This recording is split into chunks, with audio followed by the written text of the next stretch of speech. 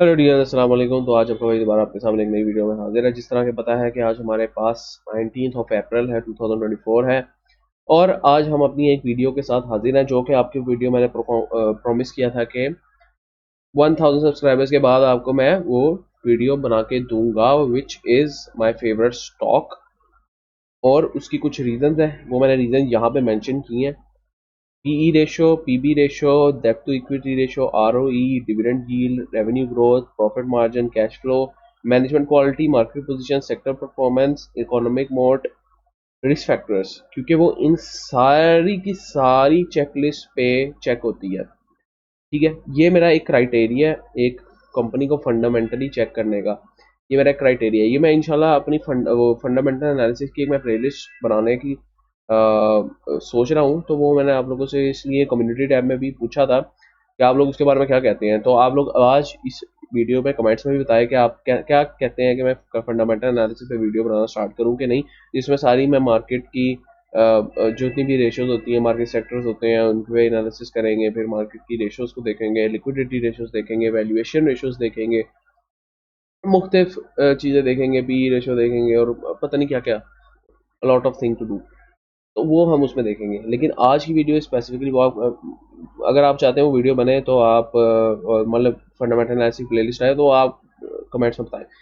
लेकिन आज का हमारा मोटिव ये है कि आज हम देखेंगे कि मेरी फेवरेट कंपनी कौन सी है, क्यों मुझे वो फेवरेट लगती है, और उसमें क्यों इन्वेस्ट करता हूँ मैं। ठीक है, तो एक ये हमारे पास एक दो तीन चार पाँच छः सात आठ नौ 10 11 12 13 13 to 14 पॉइंट्स हैं हमारे पास, जिसको एक अच्छी कंपनी आधे से ज़्यादा उसको चेक करती है कि आधे से ज़्यादा पॉइंट्स सेटिस्फाइड होंगे तो वो एक अच्छी कंपनी उसको फंडामेंटली कहेंगे। लेकिन ये कंपनी सारे पॉइंट्स पे अच्छी उतरती है, इसलिए मुझे ये कंपनी ज़्यादा अच्छी लगती है। अच्छा, ये कंपनी है कौन सी? तो सबसे पहले हम देखते हैं ये कंपनी है कौन सी। अब एक हमारे पास आरिफ हबीब ब्रोकर है, और उनका एक ग्रुप है। तो ये आरिफ हबीब डॉलमेन रीट मैनेजमेंट लिमिटेड, अगर हम ये देखें डॉलमेन सिटी रीट DCR। अब उसके ये मेरी फेवरेट कंपनी है। ठीक है, अब इस ये क्यों है फेवरेट, इसके बारे में हम देखते हैं चीज़ें। अब सबसे पहले आरिफ हबीब डॉलमेन सिटी रीट की वेबसाइट पे जाएंगे तो हमारे पास ये पता लगेगा कि भाई ये एक्चुअली है क्या। अगर यहाँ पे हम फंड साइज देखेंगे तो ये हमारे पास जितने हैं, ऑक्यूपेंसी देखेंगे तो इनके पास मेजरली दो बिल्डिंग हैं जिसके थ्रू ये कमाते हैं, जिसके थ्रू ये डिविडेंड्स देते हैं। और पहली बिल्डिंग है डॉलमन मॉल, ये आपको मॉल दिख रहा होगा, यहाँ पे कारफोर और खादी और इस तरह के आउटफिटर्स वगैरह ये ब्रांड है। ठीक है, और एक हार्बर फ्रंट है, 97% ऑक्यूपेंसी है इसकी। ये जो ट्रायंगुलर शेप को आपको दिख रही है बिल्डिंग, ये हार्बर फ्रंट है।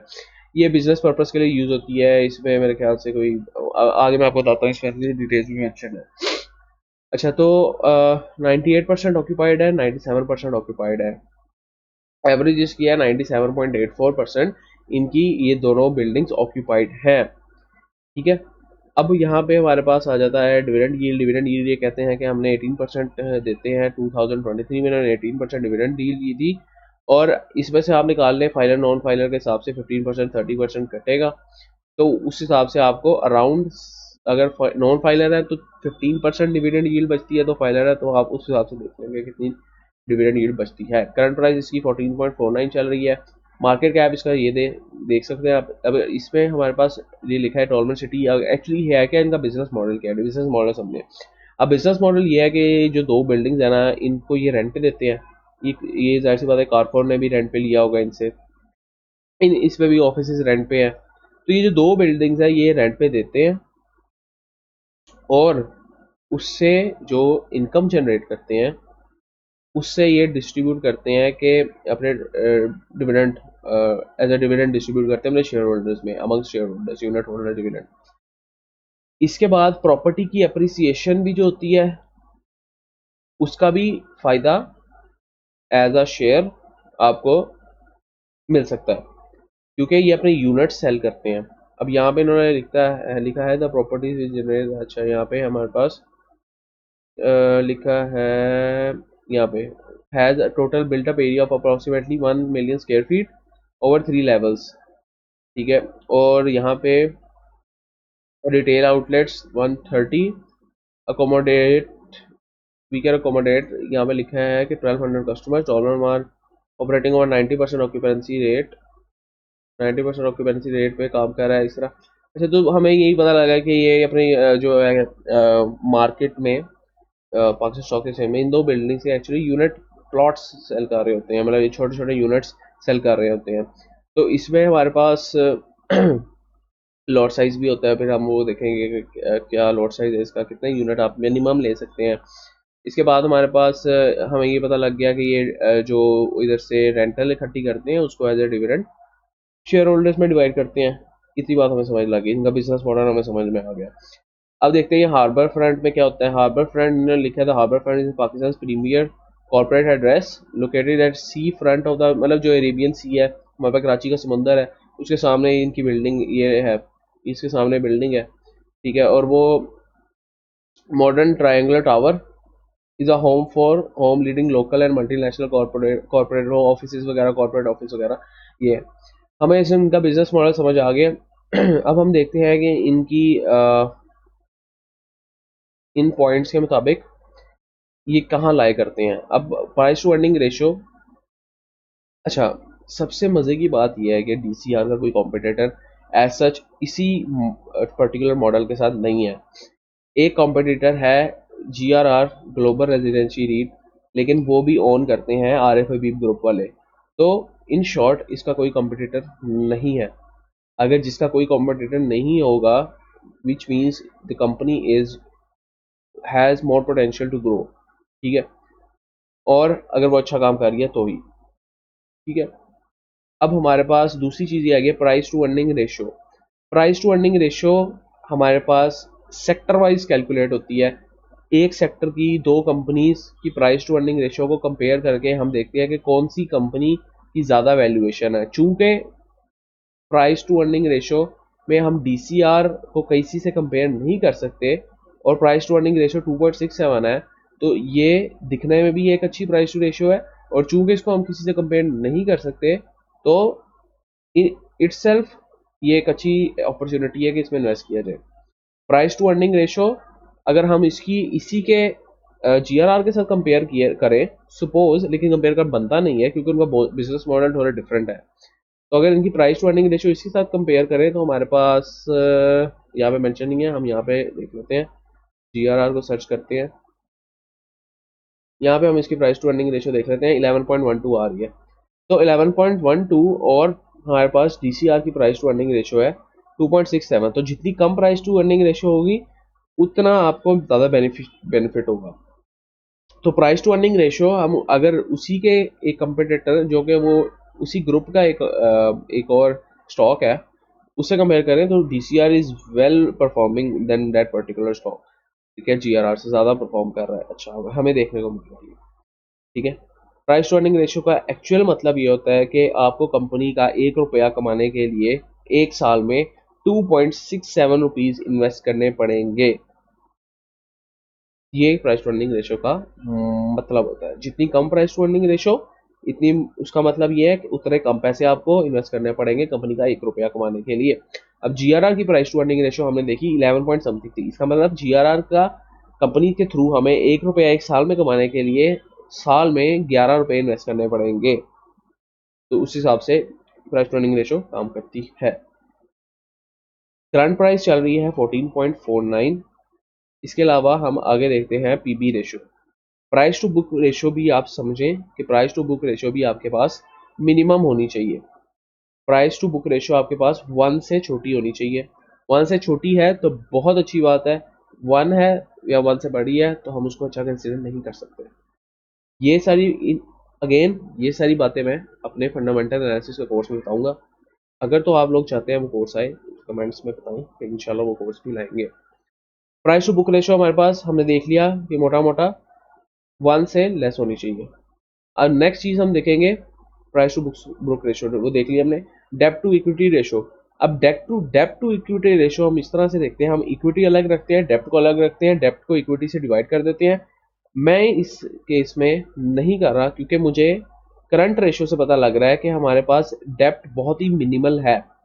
करंट रेशियो हमारे पास 7.14 है। इसका मतलब ये है जो आपके करंट एसेट्स हैं वो 7 times greater than current liabilities है, तो इसलिए मैं उसको अकाउंट में अभी नहीं ला रहा। बट इन शॉर्ट यही समझ लें कि जो डेब्ट टू इक्विटी रेशो है वो हमारे पास यही शो करती है कि आपकी इक्विटी और आपके जो आप शेयर होल्डर्स का पैसा है वो, और जो डेब्ट है उसका आपस में रिलेशन क्या है।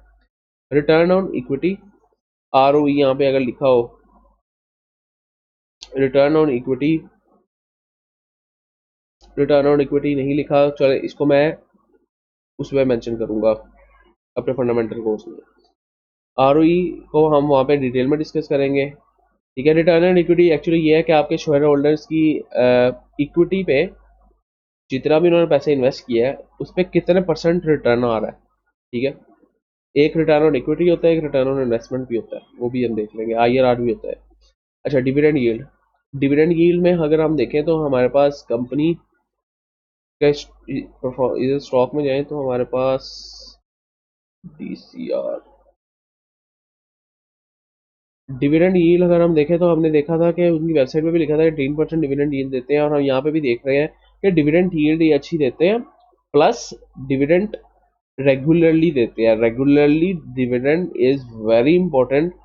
हम देखें ये 2022 से और 2023 से ये रेगुलर डिविडेंड दे रहे हैं, और 2024 का भी जो पहला क्वार्टर है उसमें उन्होंने रेगुलर डिविडेंड दिया। अब regular dividend is very important to invest in a good company, ठीक है, ताकि आपको ये ना हो कि एक साल कंपनी डिविडेंड दे रही है या दूसरे साल कंपनी पैसा होल्ड करके रख रही है, फिर तीसरे साल अपनी मर्जी से डिविडेंड दे रही है, या चौथे साल फिर दे रही है, और पांचवें छठे साल फिर होल्ड करके रख रही है।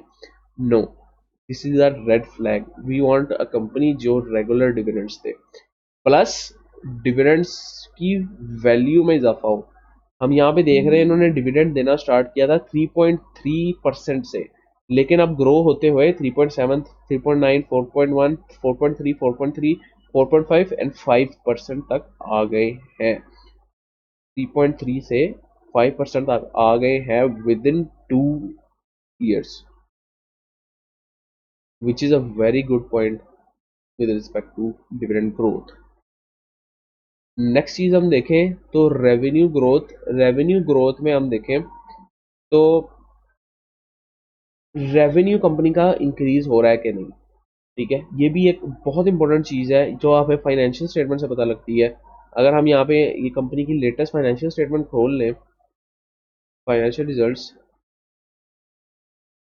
तो हमें यहाँ पे पता लग जाएगा कि कंपनी की जो रेवेन्यू है वो इंक्रीज हो रहा है कि डिक्रीज हो रहा है। अगर हम देखें कि कंपनी का रेवेन्यू जो है वो इंक्रीज हो रहा है। अब ये क्वार्टर एंडेड में देखें इसका रेवेन्यू पिछले साल का 2023 का 2022 कंपेरेटिवली विद 2023, तो ये इसका इंक्रीज हुआ है कंपेरेटिवली टू 2023, इंक्रीज हुआ है। मार्केटिंग इनकम क्या है? मार्केटिंग इनकम वो इनकम है जो आपके फ्लेक्सेस, बैनर्स, आपके जो LEDs लगी होती हैं जिसपे आपके एड्स चल रहे होते हैं मॉल्स के अंदर, वो सारी मार्केटिंग इनकम होती है जो कि कंपनीज पे करती हैं उस जगह के होल्डर को। मतलब वो इलाका किसका है? डॉलमेन सिटी मॉल है, उसके अंदर जितनी भी LEDs या बैनर वगैरह लगे हैं कंपनीज उसको पे कर रही है कि हम अपना एडवर्टाइज करेंगे ताकि कस्टमर्स आएंगे वो हमारी एडवर्टीजमेंट देखेंगे, तो वहां से जो इनको इनकम आ रही है वो भी हमारे पास ज़्यादा होती जा रही है। अब रेंटल इनकम भी की ज़्यादा होती जा रही है, मार्केटिंग इनकम भी ज़्यादा होती जा रही है, विच मीन्स के रेंटल इनकम हमारी, रेंटल मार्केटिंग ये दो मेन इनकम है कंपनी की ग्रोथ के लिए। अब रेंटल इनकम भी हमारे पास ग्रो हो रही है, मार्केटिंग इनकम भी ग्रो हो रही है। रेंटल इनकम क्यों ग्रो हो रही है? क्योंकि रियल एस्टेट की वैल्यू बढ़ रही है, उस हिसाब से रेंटल इनकम भी इंक्रीज हो रही है क्योंकि डिमांड उनकी बहुत ज़्यादा, 97% उनकी ऑक्यूपेंसी है, उन्होंने पहले बता दिया। मार्केटिंग इनकम इसलिए इंक्रीज हो रही है कि जिस महंगी जगह पे आप फ्लेक्सिस बैनर्स लगाओगे उस महंगी उस जगह के हिसाब से उसके पैसे चार्ज होंगे। आप गली में बैनर लगाओगे उसके अलग पैसे चार्ज होंगे कंपेरेटिवली टू आप किसी मॉल में जाके बैनर लगाओगे तो उसके ज़्यादा पैसे चार्ज होंगे। तो इसलिए ये एक अच्छी साइन है कि एक रेवेन्यू कंपनी का इंक्रीज हो रहा है। अब हम रेवेन्यू ग्रोथ भी देख ली, प्रॉफिट मार्जिन देखते हैं। प्रॉफिट मार्जिन हमारे पास यहाँ पे देखेंगे net profit margin. Net profit margin के लिए मैं आपको एक रूल ऑफ थंब बता दूं, अगर तो नेट प्रॉफिट मार्जिन 130 या 140% से ऊपर है तो कंपनी इज एक्सेप्शनली ग्रोइंग। अगर हम देखें 2019 में इसका नेट प्रॉफिट मार्जिन था 150% से ऊपर, तो कंपनी कितना एक्सपोनेंशियली ग्रो करी। ठीक है, ये एक रूल ऑफ थंब आपको बता दूंगा, बाकी डिटेल्स हम पढ़ेंगे एज इट इज, हम उसमें फंडामेंटल एनालिसिस के कोर्स में। अगेन अगर लोगों की कमेंट ज़्यादा होंगे तो ही मैं फंडामेंटल एनालिसिस डालूंगा, राइट। इसके बाद हम कैश फ्लो देखेंगे। कैश फ्लो, अब कुछ काफ़ी तरीकों के कैश फ्लो होते हैं। कैश फ्लो फ्रॉम इन्वेस्टिंग होते हैं, फाइनेंशियल होता है। कैश फ्लो फ्रॉम हमारे पास ऑपरेटिंग होता है। कैश फ्लो फ्रॉम इन्वेस्टिंग होता है। ये 3 तरह के हमारे पास कैश फ्लो होते हैं। अब cash flow from operating is very very important, और cash flow is investing is secondly important, और लास्ट में हमारा कैश फ्लो फ्रॉम फाइनेंसिंग आता है। ऑपरेटिंग कैश फ्लो हमारे पास हमेशा इंक्रीज होना चाहिए एक गुड कंपनी के लिए। अब हम लास्ट 4 ईयर्स का ट्रेंड देखें तो हमारे पास कंपनी का कैश फ्लो कितना इंक्रीज हुआ, हमेशा इंक्रीज हो रहा है। ठीक है, this means in last 4 years company की मैनेजमेंट इतना अच्छा परफॉर्म कर रही है कि उसके ऑपरेशन इतने अच्छे परफॉर्म हो रहे हैं कि उन्होंने कॉस्ट को मिनिमाइज कर रहे हैं और प्रॉफिट को, रेवेन्यू को इंक्रीज कर रहे हैं। कैश फ्लो फ्रॉम इन्वेस्टिंग भी हमारे पास इंक्रीज हो रहा है। एक company suppose as Dolmen City, उन्होंने कहीं इन्वेस्ट किया हुआ है, कोई शेयर्स खरीदे हुए हैं, तो वो उससे जो डिविडेंड्स वगैरह आ रहे हैं, या फिर कोई और इन्वेस्टमेंट्स हैं, कोई रेंटल चल रहा है उनका, या फिर जिस तरह उनके डिविडेंड्स आ रहे हैं, या कोई इस तरह उनके इन्वेस्टमेंट्स आ रही इन्वेस्टमेंट्स के रिटर्न्स आ रहे हैं, बैंक में उन्होंने पैसा रखा है, उन पे वो कमा रहे हैं, तो this is for this sector is, cash flow is for this stuff. अब पॉजिटिव है जिसका मतलब कैश इनफ्लो है। अब cash flow for financing is always negative for those company, mostly negative for those companies जो कि हमारे पास डिविडेंड्स रेगुलरली दे रही होती हैं। अब कैश फ्लो फॉर फाइनेंसिंग का मतलब है, अगर मैंने वैसे एक आध वो नोट्स टाइप भी बनाए हुए हैं, तो वो मैंने आप लोगों के फंडामेंटल एनालिसिस के लिए थोड़ा मैं प्रिपेयर कर रहा था कि इन केस आप लोगों को फंडामेंटल एनालिसिस देना पड़ जाए, तो उसके लिए मैंने नोट्स भी बनाए हैं। Positive cash flow means more money is flowing into the company then flowing out which increases the company assets. Positive cash flow company के positive financing cash flow company के एसेट्स इंक्रीज करता है।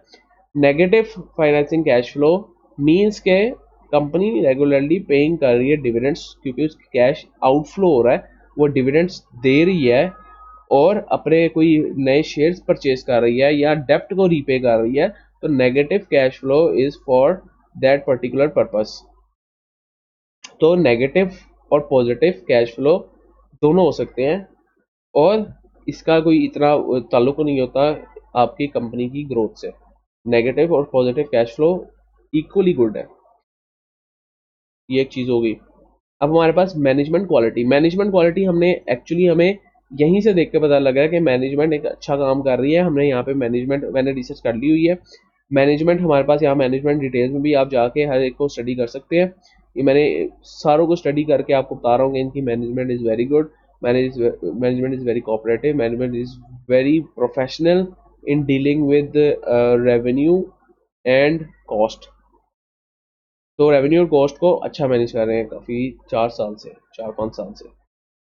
ठीक है, management is very good. इसके बाद हमारे पास market position, sector performance, economic mode, risk factor. अभी सारा कुछ एक साथ डिस्कस करते हैं।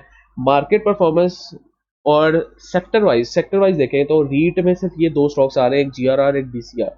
जीआरआर में अभी हम नहीं देख रहे, हम डीसीआर को देख रहे हैं। DCR is very good, DCR is out performing. DCR her checklist में पूरा उतरता है। डीसीआर के फाइनेंशियल्स ग्रो हो रहे हैं, डीसीआर की सेल्स ग्रो हो रही है, डीसीआर का रेवेन्यू ग्रो हो रहा है, डीसीआर का नेट प्रॉफिट मार्जिन ग्रो हो रहा है, डीसीआर के डिविडेंड पर शेयर इंक्रीज हो रहे हैं, डीसीआर की डिविडेंड यील्ड इंक्रीज हो रही है, डीसीआर के एसेट्स इंक्रीज हो रहे हैं, डीसीआर की लायबिलिटीज कम है और कंटिन्यूसली इंक्रीज हो रहा है इसकी ग्रोथ में। प्लस सबसे मजे की बात यह है कि आपके रिस्क फैक्टर इसमें मिनिमल है।